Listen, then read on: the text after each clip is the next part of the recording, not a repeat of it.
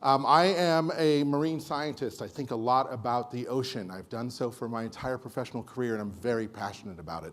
And I'm delighted to have the opportunity to stand here today and tell you a bit about the work that we have been doing over the last several years, and end with an invitation for some of you, maybe all of you, to join us in helping us better understand our ocean. So our world's ocean, ladies and gentlemen. It's the largest feature on the surface of our planet. Right? It takes up 2/3 of Earth's surface, and it is arguably the single most important feature that makes our planet habitable. The ocean governs the temperature of our planet. Half the oxygen you breathe comes from microbes that live in the in the ocean. Half. So every breath you take, literally half that oxygen comes from tiny little microscopic algae that you may have never given a thought about. The ocean provides 20% of humankind's nutrition, and the vast majority of commerce takes place upon the ocean, and all of our augmented reality ambitions and the like travels through fiber optic cables, not through satellites, but cables that are laid on the seafloor. So the ocean is not only important fundamentally for life on Earth, but it is actually an incredibly important part of humankind, both in terms of our nutritive needs, our health and our well-being, and frankly, in terms of our economy. So I want to challenge you for a moment here. I want you to, for just a second, close your eyes. Don't worry, there's no tricks. I'm not going to, no squirt gun or anything, but close your eyes, and I want you to think of every amazing place you have ever been. A desert, maybe, a Grand Canyon, or a rainforest. Maybe you've been to a fantastic restaurant somewhere. I want to ask you a question. Is that representative of our planet? Are these beautiful places with which we're familiar, the forests and the like, is that really what Earth is about? Now, if you close your eyes again and imagine living in a world that is perpetually near freezing, perpetually cold and permanently dark, where sunlight never penetrates. That, my friends, is the deep sea, and it is 80% of our planet's living space. So everything else you imagined, every forest, desert, restaurant, mountaintop, is 20% of our planet's living space. And 80% of our planet's living space is deep, dark ocean that never sees the light of day. So I would argue that the animals that live down there and the microbes, they're the normal ones, not us. But the ocean's a really different place, right? We can't breathe or get oxygen out of seawater. These organisms can. The average temperature in the ocean, as I mentioned, is just above freezing. And again, there's no sunlight once you get below a half a mile down. On top of that, you have the pressure of the ocean. If I took any one of you to the seafloor and you were subject to the pressure at the deepest point in the ocean, that's like taking 50 jumbo jets and having that weight pressed down on your body. That's the ocean. And yet, it's this beautiful, remarkable place full of life forms and plants and animals and things that we have just could not imagine. And so, listening to you all talk today about augmented reality and making our world, perhaps using AR to make our world a more interesting or exciting or informative place, I wanted to share a little bit of my reality, the life that I live and the environments that we study, to give you a sense of what our ocean is really like. And here's my first invitation. For those of you who think about AR and its value to better understanding our world, keep your eyes on these environments and ask yourself, how might we use this burgeoning technology to bring humankind closer to understanding this immense part of our habitable space, right? The majority of our biosphere.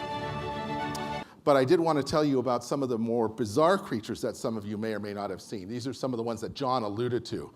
These are animals that live in the deep sea, that 80% of our planet's living space. We have crazy, crazy fish that make their own light. In a moment here, you're going to see a completely transparent shrimp. It just floats around at about 1,000 meters below sea level. And in just another second, you're going to see a fish that has a completely transparent skull. Those are not its eyes, my friends. That's its nose. Those green things looking up were its eyes. This is, the creatures that live down in the deep sea are unlike anything that we are familiar with as we walk around our world and experience this part of our biosphere. And in recent years, we have discovered entire ecosystems that we knew nothing about.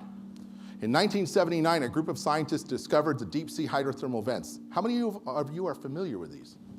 Outstanding, right? These are parts of our planet that don't directly depend on sunlight. And yet they have animals and microbes living there at the same density you see in rainforests.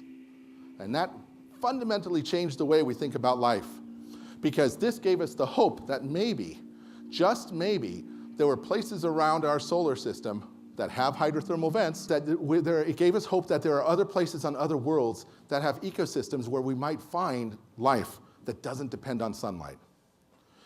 And as much as we know about the ocean, the reality is there's really a lot we don't know.